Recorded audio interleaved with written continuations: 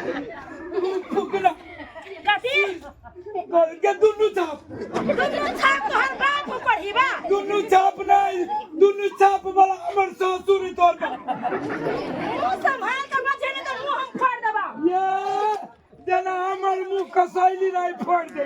कसलिया समझ के फाड़ देबा नाना सब के जो नाम बना ले से कथी करे पढ़ी बा खबरदार मौगी जे हमरा नेताजी के बारे में कुछ बतले था वही नेता के तो हम चप्पल से चपली आई बा तो तोरे बाप के चपलिया में हमरा नेता के बारे में कुछ खबर नेताजी हमरा भी सब चीज दैया कथी जल करे पढ़ी बा फुकना वाला तो 200 रुपया देते चला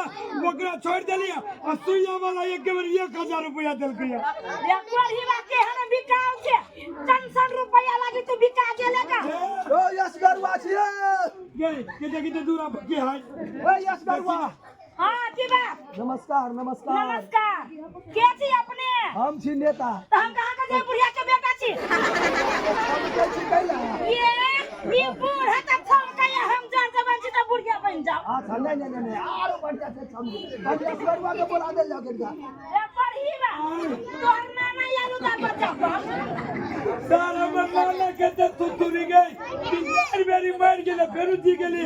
घर घोट लागे जी गेलो वर नाना ओ यस गरुआ जी नमस्कार नमस्कार